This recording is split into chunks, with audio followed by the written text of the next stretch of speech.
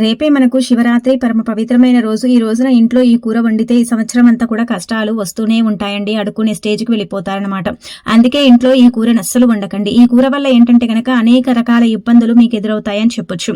Normal గా ఈ రోజున ఏంటంటే ప్రతి ఒక్కరు కూడండి ఆ పరమేశ్వరుని నిష్ట నియమాలతో పూజిస్తూ ఉంటారు. భక్తి శ్రద్ధలతో ఏంటంటే గనక శివారాధన చేస్తూ ఉంటారు కదా. అయితే అందరూ కూడా ఉపవాసం ఉంటారు. కాకపోతే కొంతమంది ఏంటంటే ఉపవాసం ఉండరు కదా.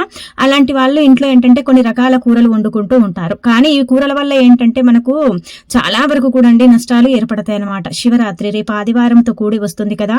అందుకే మీ ఇంట్లో ఈ కూరను అస్సలు వండకండి. ఈ కూర వల్ల ఏంటంటే ఇబ్బందులు కలుగుతాయని చెప్పొచ్చు. అప్పుల పాలైపోతాము, అనేక రకాల ఆర్థిక సమస్యలు ఎదురవుతాయి. అలానే దైవానుగ్రహానికి కూడా మనం ఏంటంటే గనక దూరమైపోతామని చెప్పొచ్చు. అందుకే ఈ కూరల్ని ఇంట్లో వండకపోవటం బెటర్. ముందుగా ఏంటంటే అందులో మనం వండని కూర అండి బూడిది గుమ్మడికాయ ఉంటుంది కదా, ఆ కూరని వండకూడదు. ఏ రూపంలో కూడా రేపేంటంటే గనక బూడిద గుమ్మడికాయ ఉంటుంది కదా, బూడిద గుమ్మడికాయ, ఆ జ్యూస్ ని అసలు తీసుకోకూడదండి. కొంతమంది ఏంటంటే గనక వెయిట్ లాస్ కోసం ఆ జ్యూస్ తీసుకుంటూ ఉంటారు. అలానే కాకుండా ఏంటంటే ఇంట్లో వండుకుంటూ ఉంటారు కదా.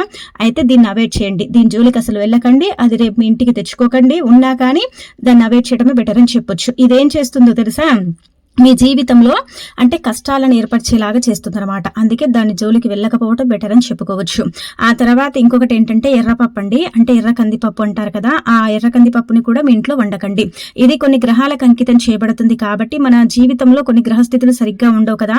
ఆ గ్రహస్థితులు సరిగ్గా లేక మనం ఎన్నో ఇబ్బందులు పడుతూ ఉంటాం. అయితే ఈ కూరని వండటం వల్ల ఇంకేంటంటే గనక చాలా వరకు కూడా నష్టాలు సంభవిస్తాయి అనమాట. అంటే కష్టాలు పడతాము, చాలా వరకు కూడా ధన సమస్య అనేది ఏర్పడుతుంది. గ్రహాలు స్థితిగతులు సరిగ్గా ఉండక మనం బాధపడాల్సిన సిచ్యువేషన్ వస్తుంది. కాబట్టి ఈ రెండు కూడలను అయితే అసలు మీ ఇంట్లో వండుకోకండి. నాన్ వెజ్ కూడా వండకూడదండి. కాబట్టి పాటించండి నియమాలు.